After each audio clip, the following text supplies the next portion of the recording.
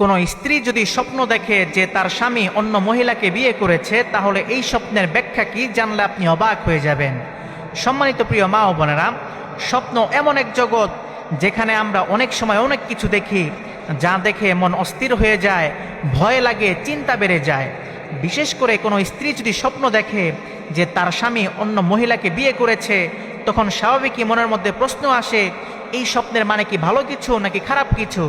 একটা কথা মনে রাখবেন, স্বপ্ন মূলত তিন প্রকার। এক নাম্বার ভালো স্বপ্ন, যা আল্লাহ তাআলার পক্ষ থেকে দেখানো হয় সুসংবাদ স্বরূপ। দুই নাম্বার খারাপ স্বপ্ন, যা শয়তানের পক্ষ থেকে দেখানো হয় দুশ্চিন্তা স্বরূপ। তিন নাম্বার, মানুষ যে জিনিস নিয়ে বেশি চিন্তা ভাবনা করে সেটাই সে স্বপ্নের মধ্যে দেখে। সুতরাং স্বপ্নে আপনি যাই দেখেন না কেন তা সবার কাছে বলে বেড়াবেন না, কারণ হাদিসের মধ্যে এসেছে স্বপ্নের ব্যাখ্যা যেভাবে করা হয় সেভাবেই তা বাস্তবায়িত হয়। যখন তোমাদের কেউ স্বপ্ন দেখবে তখন আলেম ছাড়া অন্য কারো কাছে বর্ণনা করবে না। এই জন্য স্বপ্নের কথা সবার কাছে বলে বেড়াবেন না। এখন প্রশ্ন হচ্ছে, কোনো স্ত্রী যদি স্বপ্ন দেখে যে তার স্বামী অন্য মহিলাকে বিয়ে করেছে, তাহলে এই স্বপ্নের ব্যাখ্যা কি? একটা কথা মনে রাখবেন, বিয়ে হচ্ছে বরকত। বিয়ের মাধ্যমে আল্লাহ তাআলা রিজিকের দরজা খুলে দেন, কল্যাণ দান করেন।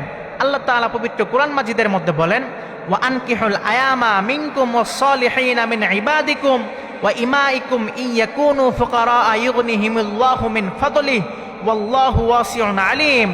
তোমাদের মধ্যে যারা অবিবাহিত তাদেরকে বিয়ে করিয়ে দাও।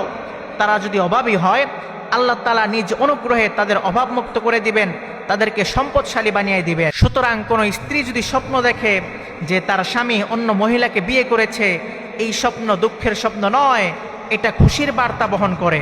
এই স্বপ্নের ব্যাখ্যা হলো, আল্লাহ তাআলা তাদের দাম্পত্য জীবনে সুখ, আনন্দ এবং সচ্ছলতা দান করবেন, রিজিকের মধ্যে বরকত দান করবেন। আল্লাহ তাআলা তাদের জীবনে অনেক ভালো ভালো জিনিস দান করবে।